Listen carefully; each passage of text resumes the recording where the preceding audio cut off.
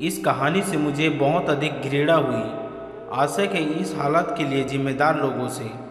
न केवल उन्होंने 12 साल की उम्र में उस बेचारी की शादी करवा दी, बल्कि जब उसने पति के अत्याचारों से बचने की कोशिश की तो सजा के रूप में उसकी नाक और कान काट दिए। युवा आशा, जो 12 वर्ष की थी, उसको कर्ज चुकाने के लिए एक तालिबान लड़के से जबरन शादी करा दी गई। उसके साथ ऐसा व्यवहार किया गया मानो वह कोई वस्तु हो।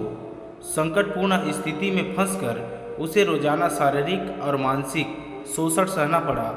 आखिरकार वह टूटने की कगार पर पहुंच गई और भागने का प्रयास किया, लेकिन उसे पकड़ लिया गया और 5 महीने के लिए कैद कर लिया गया।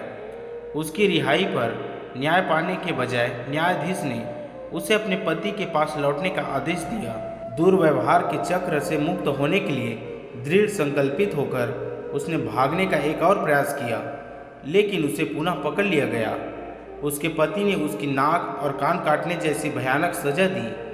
आशा खुद इस घटना के दौरान बेहोश हो जाने को याद करती है। आधी रात में जब उसे होश आया तो उसे ठंडक महसूस हुई, जैसे उसकी नाक में ठंडा पानी गया हो। वो पहाड़ों में मरने के लिए छोड़ दी गई।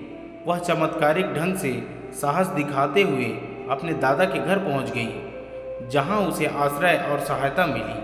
आखिरकार उसे एक गुप्त आश्रय में ले जाया गया और बाद में चिकित्सा उपचार प्राप्त हुआ। 2010 में उसे संयुक्त राज्य अमेरिका ले जाने के प्रयास किए, जहां उसकी कई सर्जरी हुई। प्रक्रियाओं के दौरान अस्थायी कृत्रिम अंग प्रदान किए गए, जबकि उसके शरीर के अन्य हिस्सों से ऊतक का उपयोग करके उसकी नाक और कान का पुनर्निर्माण किया गया। आशा अपने साथ हुए गंभीर दुर्व्यवहार के कारण पोस्ट ट्रॉमेटिक स्ट्रेस डिसऑर्डर और मानसिक स्वास्थ्य संबंधी कई समस्याओं से जूझ रही है। यह तथ्य कि कर्ज के कारण उसके 12 साल की उम्र में एक आतंकवादी से शादी करने के लिए मजबूर किया गया, दुर्व्यवहार और यातना का सामना करना पड़ा, उसे एक अवर्णनीय खालीपन से भर देता है। अफसोस की बात है कि ये मामला कोई अकेली घटना नहीं है।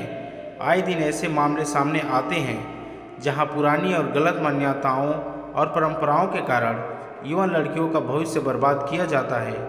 यह एक स्पष्ट अनुस्मारक के रूप में कार्य करता है कि सिर्फ इसलिए कि किसी भी चीज़ को पारंपरिक माना जाता है, वह इसे नैतिक रूप से सही या लाभदायक नहीं बनाती है। अगर यह कहानी आपके लिए नई है तो मेरा मकसद पूरा हो गया। कृपया इस वीडियो को ज़्यादा से ज़्यादा शेयर करें और चैनल को सब्सक्राइब करना ना भूलें।